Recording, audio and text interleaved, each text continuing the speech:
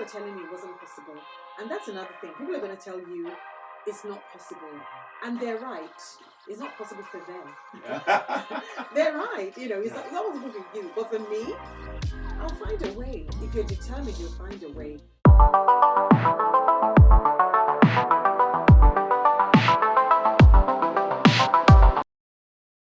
Hello everyone, and welcome to this week's episode of Against All Odds. My name is Daniel Coker, your regular host, and this week our guest she has an amazing story. Gosh, I can't wait to get into this conversation. She's in the person of Elizabeth Solaru.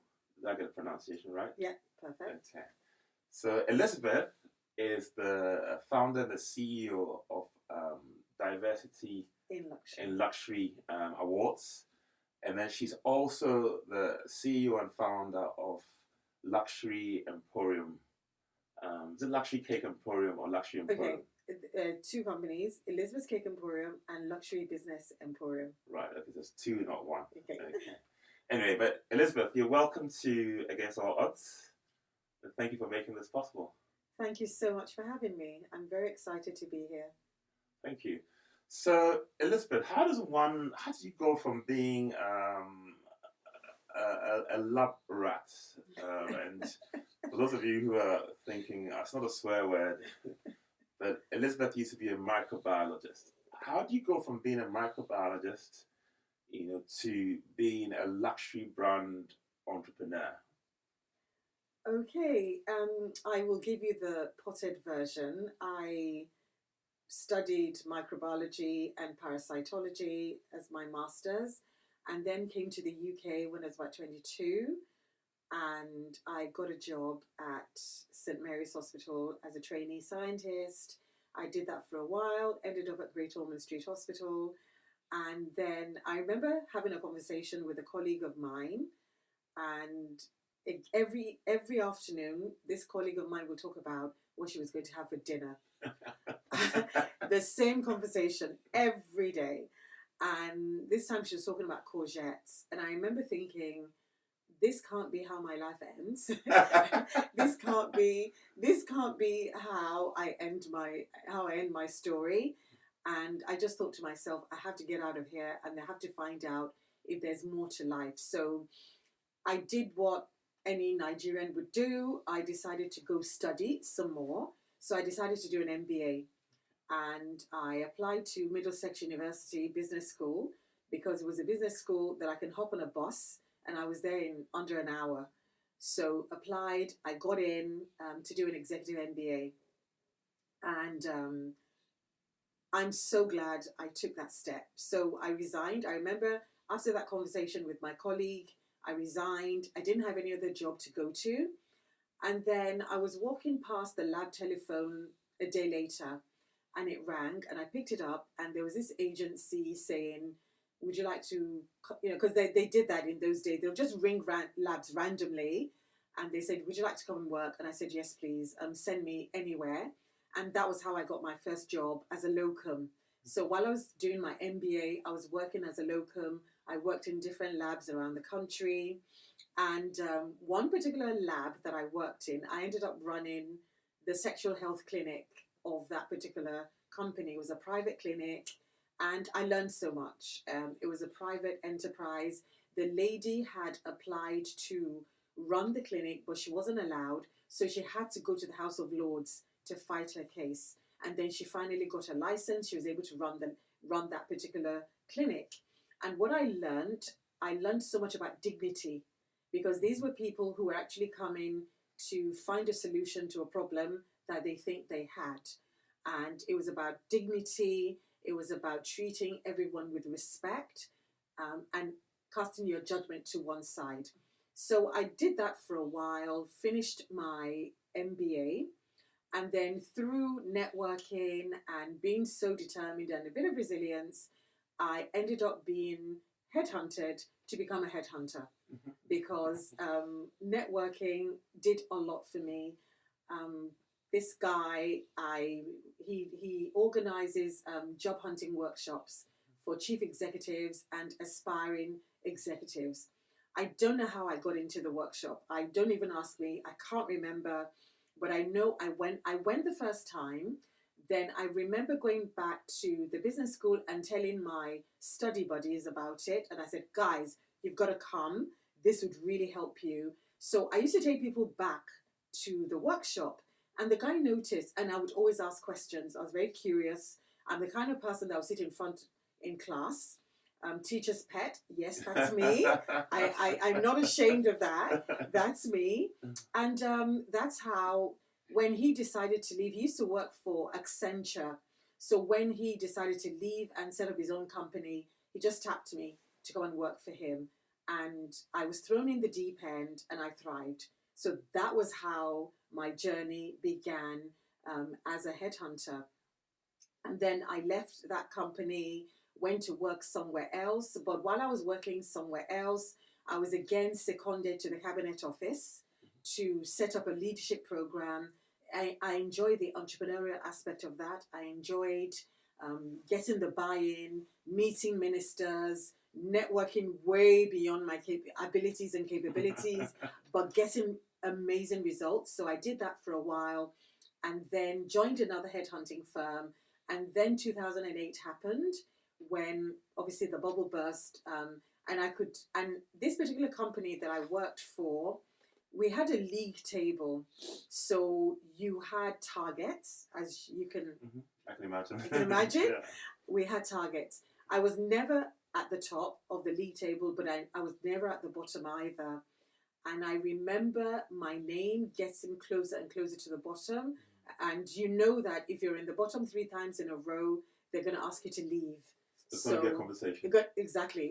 So we had that conversation and had my last day. And I just thought to myself, you know what? Milestone birthday. I might as well do what I've always wanted to do, which was bake. Yeah. Which was bake. I know, surprise, right?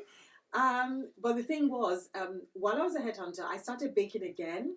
And also, I would say to them I was going on holiday, but actually I was going to Cake Camp in America. Oh, but nobody knew. Okay. Nobody knew while I was working as a headhunter. And I remember getting outed once because while I was headhunting and I was baking on the side, that was my side hustle, I met, by some random chance, I met a TV producer who then produced a particular program called The Great Cake Bake. I believe that a certain popular TV program was stolen from him, but that's a different conversation. His name is Simon Withington, and he saw my cakes at a wedding show, and he decided that he loved my cakes, and he wanted me on the program, and that was how I went on the program. And he basically will bring together all the best bakers in the UK, and he will organize couples, and these couples will choose the best baker. And I was chosen 3 out of 3 times. So I was a 3-time winner, the only 3-time winner. Oh, wow. And that gave me a tiny bit of fame amongst the baking community. And I remember once we went to see a client, my boss and I went to see the chairman of a company, and her PA was like, I know that name. And she told her boss, and her boss was like, nope, they're headhunters. And I walked in and she went, that's it, that's her. And I was outed to my boss. I was like, oh my God. That must have felt so uncomfortable. Kinda. But then I kind of like, and thankfully my boss was an incredible woman. Really, again, another woman that gave me my lucky break after I left my previous company. So she was incredible, and she knew I baked anyway. So actually, she kind of felt it added to my skill set. So that wasn't a problem at all.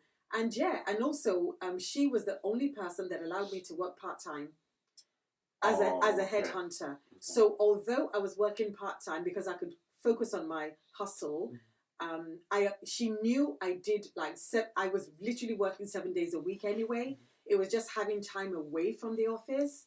So so started doing the cakes, and I remember somebody saying to me, your cakes are high-end cakes. And I'm like, what's a high-end thing? What's a high-end thing? But again, like I said, I fell into luxury. I wasn't looking to do luxury stuff. I was just doing the best cakes that I knew how to do. But what really gave me my lucky break after I left headhunting was one day, out of desperation, I suppose, I took the Yellow Pages. In those days, there was a phone book called the Yellow Pages, and I called every single wedding planner in the Yellow Pages. Wow. Because as a headhunter, we were told to make 100 calls a week. And the point was it was to build resilience and for you to get through your nose as quickly as possible. I'm loving this. so you can get to your yes. I'm loving this. Yeah. So, okay, get through your nose quickly. And so I just applied the same principle. So took the phone book and I was calling, and boom, this young girl says, do you make cupcakes? And I'm like, of course, we make cupcakes. In those days, you try to make yourself sound bigger than you are so that you're not seen as a one-man band. And I said, yes, we make cupcakes.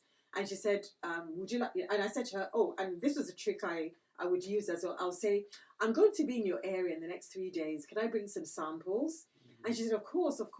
So I remember I went, dropped the samples, and I ran out of there. Because there was always something around how they feel about a Black person owning a business. Will it make them buy from you? Again, I had no proof of this being the case, but I think sometimes as a Black business owner, you want to protect yourself. So before, sometimes I find your brain is actually in defense mode or in fight mode before people even open their mouths, which is it can be a good thing or a bad thing. Again, no judgment here. So I remember dropping the cakes and, running out of the office. And then I was on the bus on the way back home and I got this phone call saying, Lady Elizabeth would like to see you. Oh. And I'm like, who's Lady Elizabeth? But of course I didn't say that. Yeah. So I said, okay. So I turned back, hopped off the bus, got another bus back. And it happened to be Lady Elizabeth Anson, who is the Queen's cousin, a direct cousin, the only one allowed to call her by her name, the only one that hugs her after she curtsies to the late Queen Elizabeth. And she said, love the cakes. The taste is phenomenal. I've tried 10 different cake makers. Yours is the best. Would you like to make 250 cupcakes for an event? Wow. That I'm having in a month's time or whatever? I said, sure. And she then wrote me a check. First time I've ever seen a check from a private bank. Coots.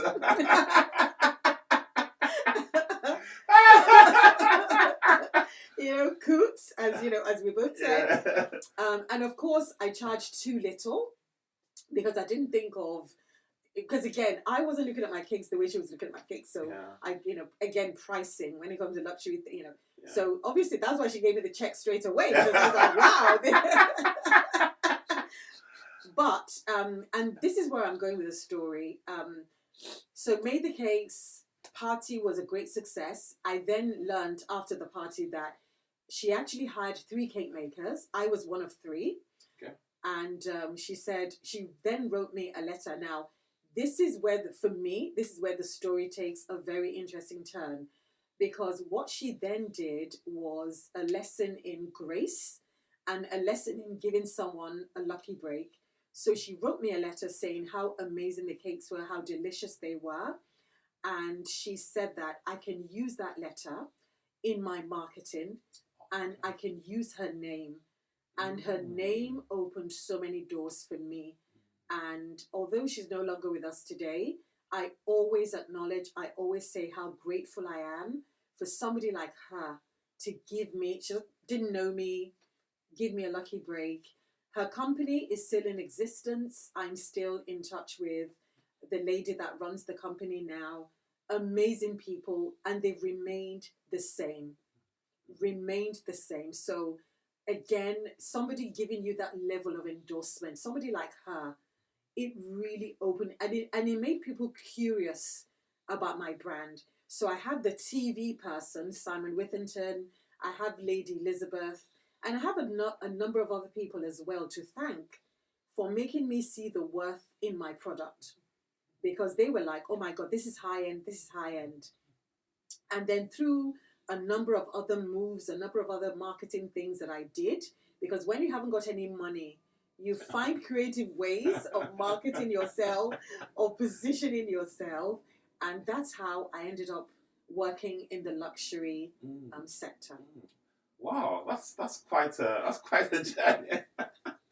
That's quite a journey, and I have a passion for nice things. You know, I something I picked up quite early from my father.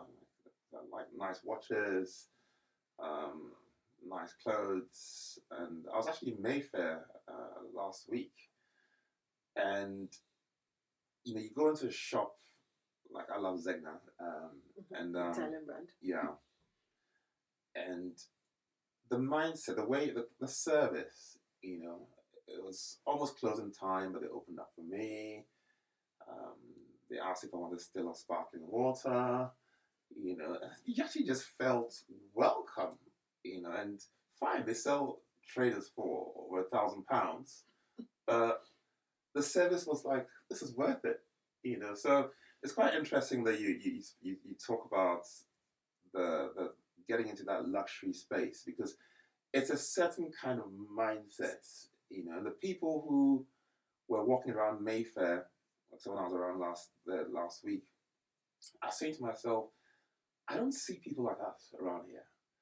And it didn't feel, I know we're in the middle of a cost of living crisis and all that, but it didn't feel, as I was walking around Mayfair and the people were driving their Bentleys and whatever it was, it felt like these people have a different reality, you know. And you know, how can somebody buy trainers for, they have crocodile skin trainers in Zegna for 7 to 8 grand, and people buy them, they fly off the shelf, you know. And it's almost like a different reality. It's quite interesting the way you got into that. Anyway, but let's go back a little bit. Because I know obviously you coming from Nigeria, and we had this conversation offline before the cameras started rolling. Because a lot of the people I've interviewed for this podcast, who've been featured in this podcast, have come from Nigeria, and it seems to be the mindsets. You know, the Nigerians seem to have a certain mindset of excellence, a mindset of let me try it. You know, a mindset of what's the worst thing that could happen. You know, can you just tell us a little bit about this mindset? Yeah, I think it's definitely a cultural thing. It starts from when you are young. The grooming for excellence. When you get your report card, you come home, you're thinking, okay, I got 97%, and your father will ask you, the person who got 100%, do they have 2 heads? What did you do with the other 3%? So there's that mindset of academic excellence and academic achievement, which is good, but it can also be a bad thing, because not everyone is necessarily academic, because people can be quite bright at different things. And sometimes what we think of as academic excellence could be somebody regurgitating everything. So if you have a eidetic memory, you can remember things and just regurgitate without really understanding. So it's about the way also sometimes we treat the differently abled when it comes to academia. So yes, there's grooming for excellence academically, and also there's something around resilience and persistence as well. And there's something about the adventure mindset that Nigerians have. We will try. Even if we fail, we'd rather our failures be spectacular than to while away in mediocrity. So that all or nothing mindset for some people is very prevalent. From my parents, certainly, from my dad was extremely resilient. He was an engineer, he studied here, he met my mother here, and all 3 of us were born here in the UK. And he then took us back to Nigeria, and I remember the trauma of going back to Nigeria because my tongue was just on fire all the time. It was so much pepper, so much spice. Oh my goodness. And it was so difficult for me to adapt. However, I do remember my dad taking us to building sites.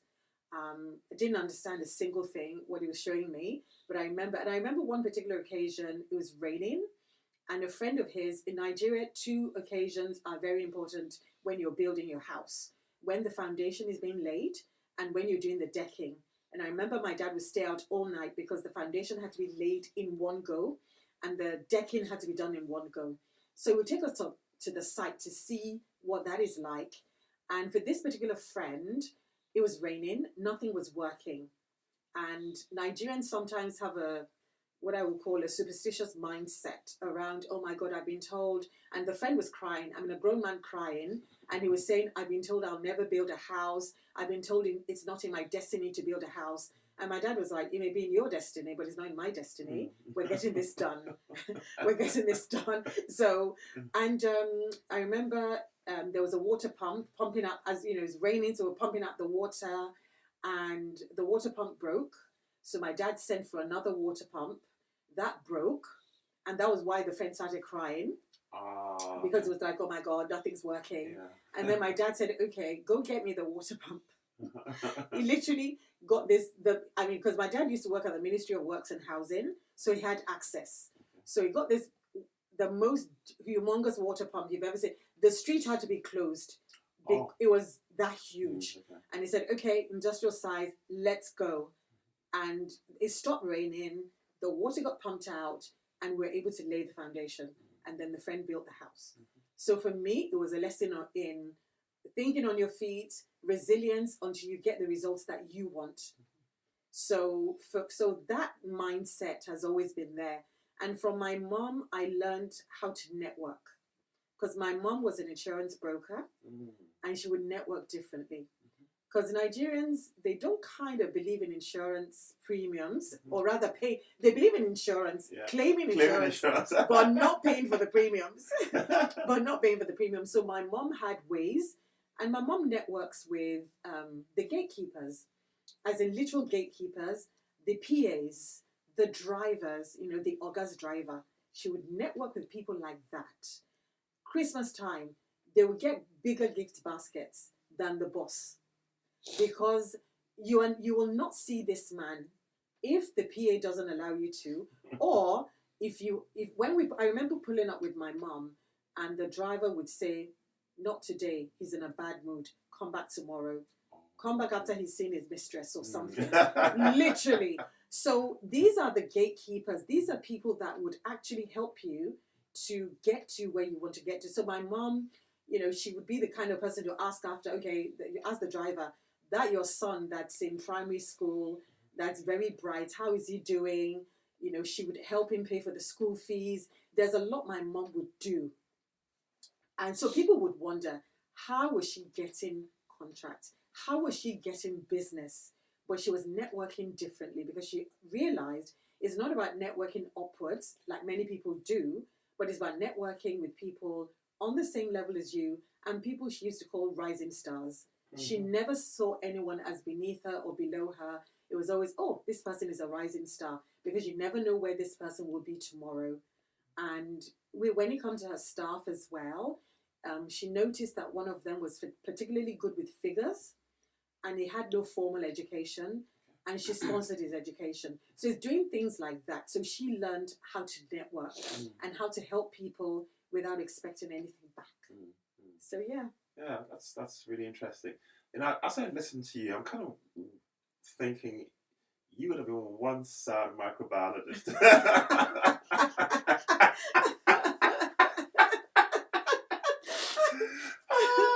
and I say that respectfully, because I've come across lots of people, and you're a people person. You're a connector. There's an energy about you, and I'm just enjoying this, and I can just imagine you sitting somewhere in a laboratory with a microscope and, mixing chemicals. And I was like, oh, goodness, that's so sad. Would you say that our upbringing as people of color sometimes limits us. Because I grew up my father was a lecturer in medical school, first year medical school. My mother was a teacher. I was very academic, and I found that my personality was not aligned to the subjects I was good in, and it just wasn't me because I'm a people person. Yeah.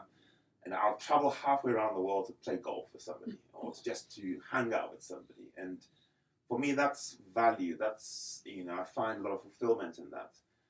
And that's not typically the personality of a straight science student, a grade A student. You've got to go to medical school or do engineering or do a proper job. I mean, like I'm doing this podcast and people are probably wondering, what on earth is he doing? But I tell you what, I'm having fun. I mean, I'm getting to meet some pretty amazing people. I'm getting to network. I'm getting to learn from people. That's just brilliant. Would you say that sometimes parents' emphasis on children pursuing a certain funnel-like academic course of action, whatever it is, career, could perhaps limit them from who they are at the core? I mean, who would have thought microbiologist to luxury cake maker? And, come on. I think this is what I think. I'm not a parent myself, but I observed a number of things.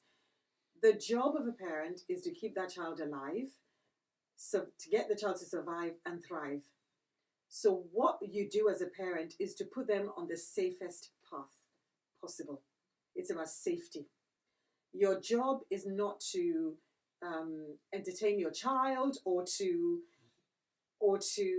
there are certain things that your child will have to discover themselves. So sometimes on setting your child on that path to safety, you choose the path of least resistance. And also your own upbringing, you don't want your child to go through some of the things that you have gone through. Because so for example, in some high-end clients, I've noticed they would say, I don't want my child to have to suffer. So they open so many doors for that child, to the point where the child is saying, if my parents can achieve all this with, by themselves, and they've opened so many doors for me, how can I possibly be as accomplished as my... So that brings another paralysis in itself, and another limitation in itself. So what I'm trying to say is that I think parents, they do their best. Some do, some don't, to be honest. But I think in choosing the safest possible route, and the safest route is, especially as Africans, and especially if your parents know you are going to live in a country where you are in the minority, where you have to be twice as good to get half as much, the safest route is academic excellence. So things like personality are a nice to have. Soft skills, they're a nice to have. Because in their day, once you have those academic qualifications and you took them back home, doors were open to you. Even if you didn't have a godfather, doors were open to you. So, and there's always a disconnect anyway between generations. So right now, everyone's dumping on Gen Zs. Gen Z, this. And Gen Zs are saying, I love their favorite phrase, which is, that's not going to work for me. Never has a generation centered life around themselves. And it has to be that way. Because we keep saying, things have to change. We keep complaining about the way the world is going. But the change always starts with us. So if someone's telling you, that's not going to work for me, and we're taken aback, why should we be taken aback? We developed them. We told them, helicopter parenting, you can be anything you want to be. The world's your oyster. And then we get upset when they react like that. So the development of soft skills, for some of us, it came midlife. After years of microbiology, then I realized, I do have a personality. I can be this and I can be that. So for some of us, it came midlife. But for some, but for the current generation, I'm really happy that they have social media where they can express their personality. But that brings its own pitfalls. So right now, I would just say that for certain industries, having a personality is more important than academic qualification for some industries. But for some industries, for example, would you rather your doctor dance his way through medical school on TikTok, or would you rather they were serious in? Would you rather they were serious at the hospital? So, but those are, so there are no easy answers or no easy fixes. But I always believe in granting compassion to the previous generation and saying they were also in survival mode, and when you're in survival mode, you can only do the best that you can do. You only teach what you know. So that's what I feel about that. Yeah, that's amazing. So Elizabeth, you touched on something, and I'm not sure if you're comfortable with what I'm going to ask next, and you're more than happy to decline. But then I know you've been through some personal trauma. You went through a divorce. You lost two babies, and you mentioned that you're not a parent yourself. How did you overcome those challenges, especially from a cultural background? Because, as people of color, Black, Asian, minority, ethnic, there's a certain expectation, societal expectation, that you have this family unit and, with all that. But not everybody has that as a lived experience. And somebody watching this, might identify with what you've gone through. So I personally think that, if possible, it's an important bit of your story that I would like to capture, if that's okay with you. I mean, how did you overcome that? Yeah. So okay, let me go right back. Gosh, that was so many years ago. At the time, it's the kind of trauma that you can't. I say to people, you don't get over it, but you get through it. Okay. Because it's a kind of trauma that stays with you for life. You can't not forget that that it happened. For me, it was my faith in God. I found an amazing church. I was able to literally bury myself in the church. Again, I was very active. I did a lot for the church, and the church gave a lot back to me as well. But it was mostly my faith in God, and it was mostly. Then you kind of realize once you realize how fragile life is, once you realize that a lot of your friendships get tested. So you lose about, and you touch on something important, which is a cultural significance, because sometimes in our culture, and this is one of the toxic bits of our culture, and I say this as a Nigerian, when you have certain tragedies happen to you, people see it, they don't want to come anywhere near you. Maybe they think it's catching, who knows? They don't want to come anywhere near you. Friendships will be tested. Even your relationship with your faith will be tested. Your relationship with God will be tested.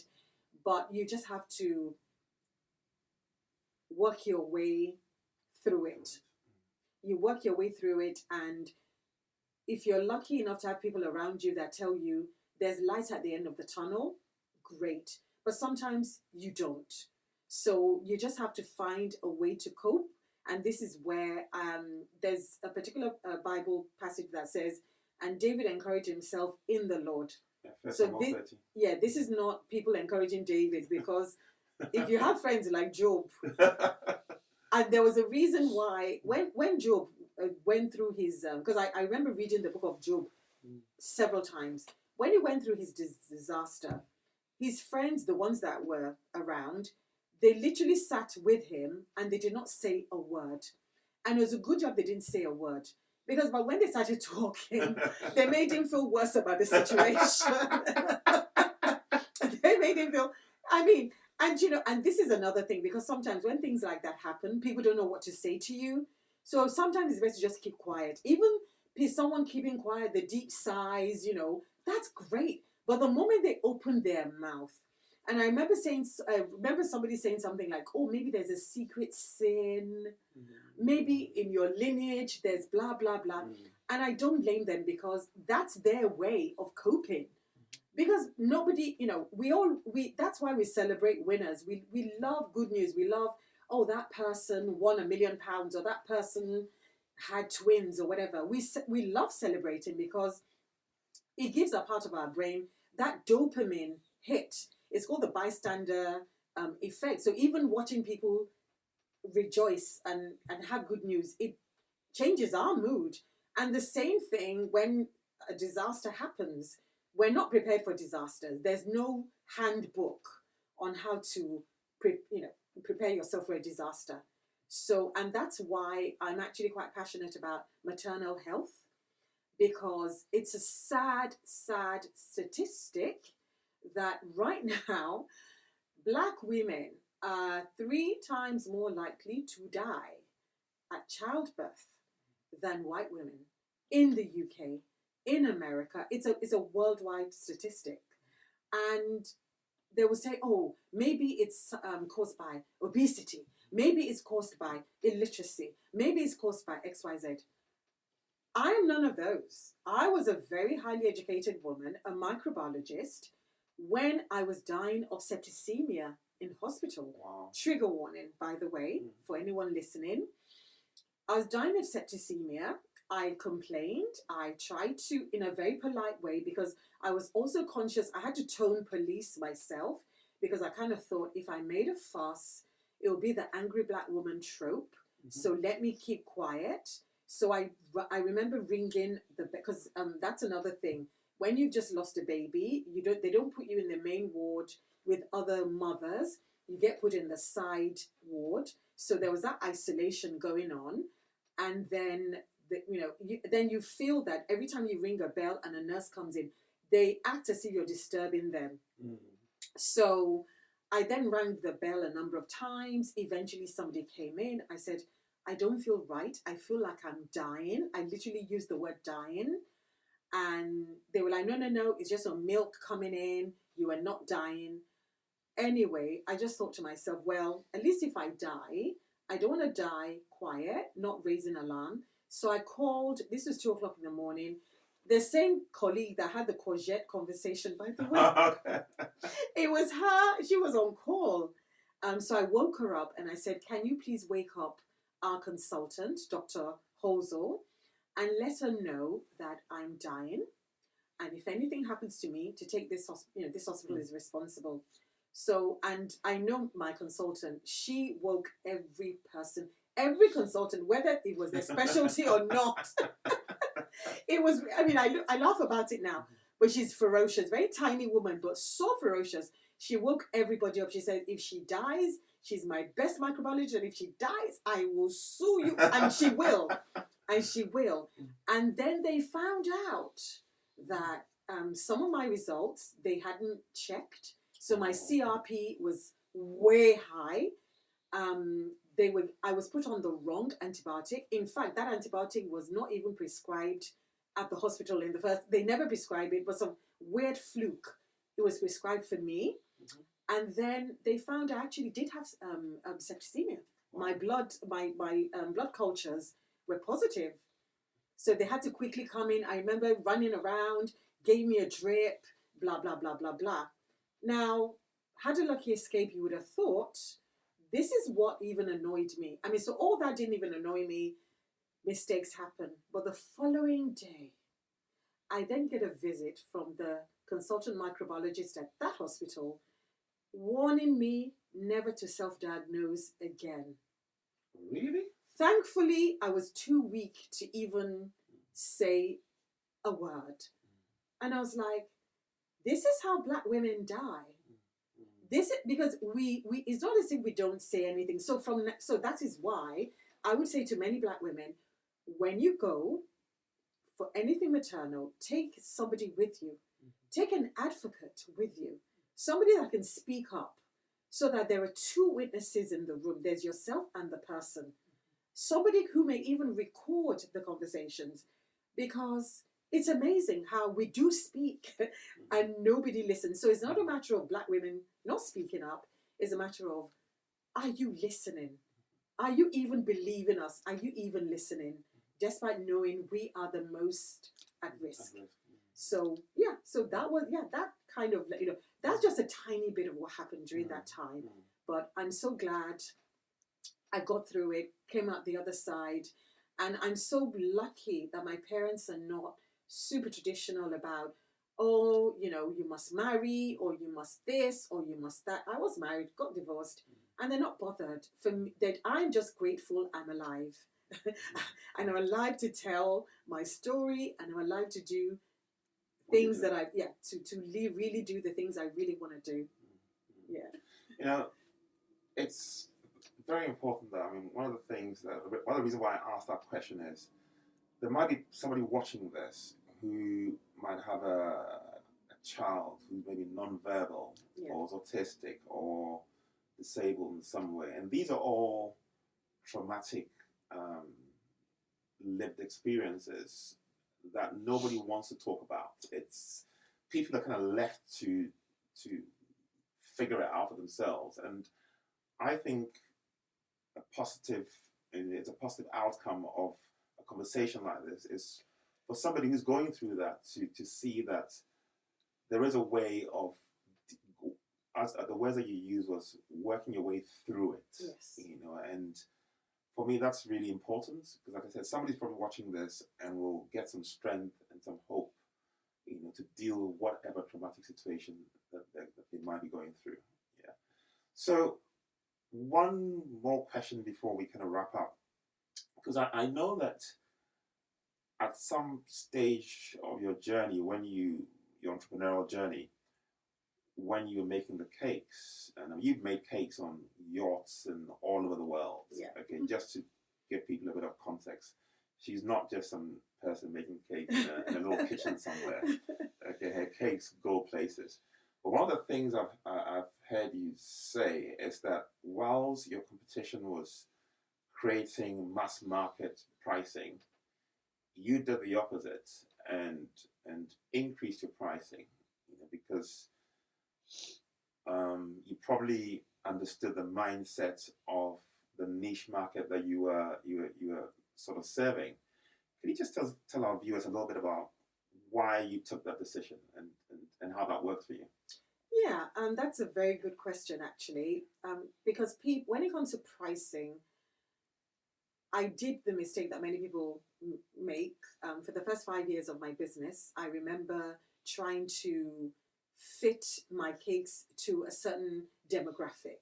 So if they said it was expensive, I'll try and lower.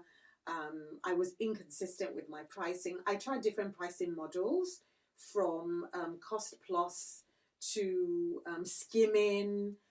But the one important pricing model that I would always urge a luxury entrepreneur to try is the value pricing. So you price based on value, not based on what your competitors are doing.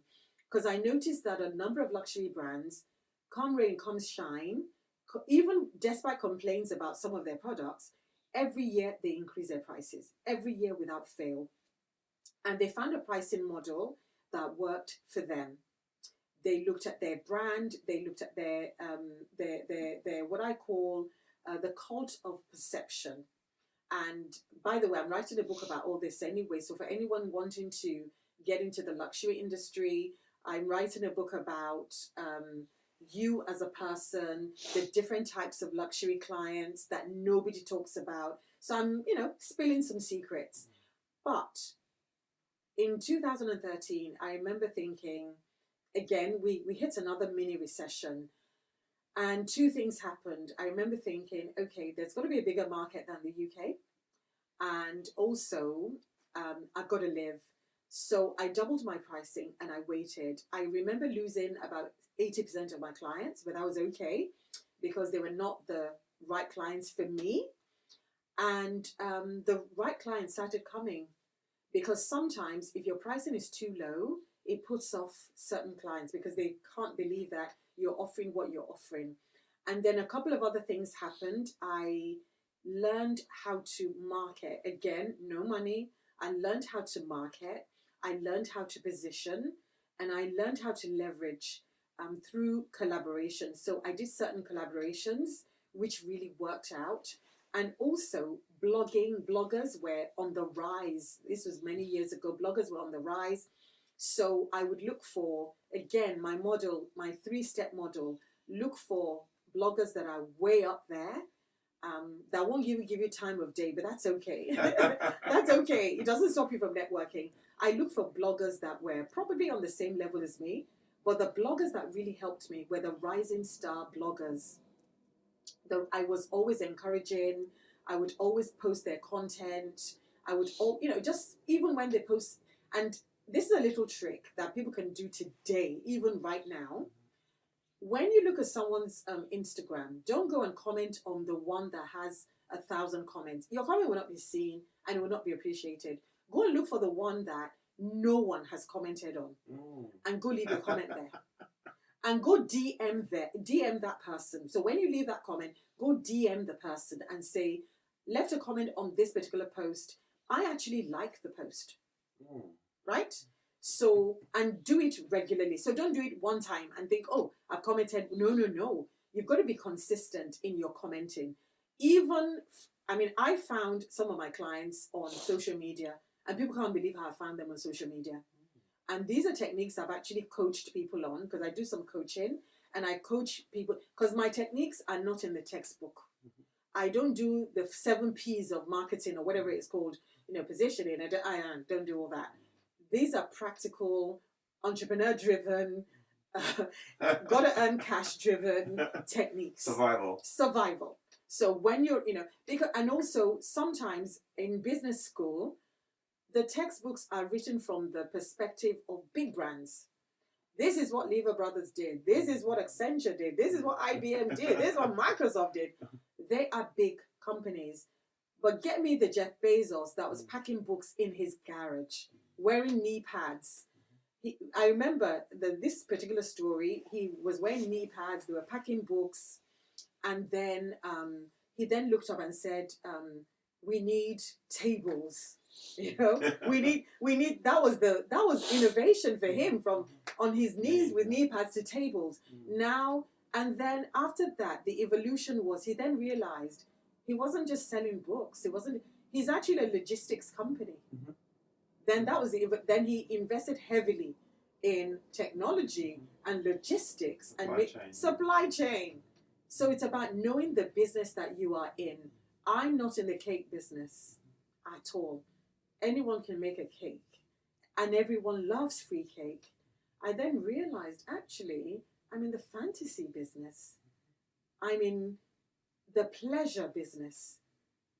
So dreams, exactly. Dreams, because this is someone, because I have all sorts of clients, from those who have really saved up to afford this cake for the first time, the one time in their lives, or someone who gets things on a regular basis. They shop at luxury places and it becomes nothing. So they are jaded. They're so used to luxury, they don't see it anymore. So how do you then marry the aspirational client to that kind of client? So again, it's about knowing the business that you are in. So once you know the business you're in, and that's why I set up the Diversity in Luxury Awards. Because there were so many small luxury businesses, who are not the Chanels and the Hermeses, who are doing amazing things, especially people of color, especially people from different cultures, from the Middle East to China, India. And that's what I did. I literally brought together so many people from around the world when I did those awards, because people were telling me it wasn't possible. And that's another thing. People are going to tell you it's not possible. And they're right. Yeah. It's not possible for them. Yeah. They're right. It's not possible for you. But for me, I'll find a way. If you're determined, you'll find a way. So, so for me, it's just a number of things. So, that's just my philosophy. Wow, I'm just loving this. Anyway, Elizabeth, what do you think about this podcast and what we're trying to do? And why did you agree to come on this podcast? I love that question. And, oh my God, another great question. This is the funny thing. I think, one, I loved your approach. Again, I'm one of these people that, I spoke about Clubhouse earlier on. Randomly, I'm one of these people. I have a very curious mind. I'm so curious. So I just love randomness of life. And I remember there was a time I read a book called The Year of Yes by Shonda Rhimes. Yeah. She said yes to everything. Yeah. So I've always tried to adopt that mindset within reason, of course, risk, whatever. Yeah. So, and I think I love the approach. It was very logical. What you were trying to do, the people you'd interviewed in the past, and also your background. I found intriguing that this is what you're doing. People look at you and think, finance, stage, but I thought there was more to you in what you were trying to do. And I'm one of these people that if people reach out to me and I can help, even if I felt I wasn't the right guest for your podcast, I would tell you that, but I would say I can give you 5 other names to make up for the fact that I can't come. Okay. So I've always been like that. And it's really funny because I asked ChatGPT to describe me in 3 words. And ChatGPT said dynamic, curious, and compassionate. Wow. And I'm like, I should marry ChatGPT because he knows me so well. So that was why. And I think your podcast, to answer your question, I think it's amazing what you're trying to do. I love, love, love the variety of guests that you've had on so far. And I think it will definitely go far. And it's a conversation we can have, an off-camera conversation about how we can make it go whatever your plans are for it. Now that you've had me on as a guest, I support you 100%. You're trying to do something amazing. You're trying to showcase and highlight excellence in areas where people might think it doesn't exist. And that for me is always a great thing. I think I'm catching the Nigerian thing. Yes! Hey, our brother. I'm going to be so Nigerian by the time we're through with this. But one thing we can't resolve though, no matter what, unless you agree, the Nigerian jollof is the best. Okay, I agree. Jollof was. Okay, great. good. Anyway, we have a tradition of this podcast where we give our guests the opportunity to dedicate the episodes they feature on to anyone or any group of people of their choice. So who would you like to dedicate this podcast to? And you're more than happy to look in the camera for this. Okay. I want to dedicate it to the person who brought me here, to Yvonne. Yvonne Alao, my friend of, more than 20 years. Oh, sorry, I call her Yvonne Alao. Her husband will kill me. Yvonne Madueke. Mrs. Yvonne Madueke. My good friend. She brought me here today. And yeah, she's just an excellent friend. And again, some of the things I spoke about when I was going through some of my painful period, she was there. And these are friends that, they become more than friends. They're more like sisters. So yeah, I'll just dedicate it to her. Yvonne, thank you very much as well. Anyway, ladies and gentlemen, on that note, we'll have to bring this conversation to a close. Elizabeth, it's been a pleasure talking to you. I've really loved this, and I know this is going to be the beginning of a lifetime of friendship and collaboration and a range of things. So if you've watched this episode and you've enjoyed it, I'd like to leave some comments in the comment section below. I'd also like to like, share, and subscribe. And we're going to have Elizabeth's social media handles as well, so that you can check her out and follow her on Instagram and support her in whatever she's doing. So thank you very much, and see you next week. Thank you.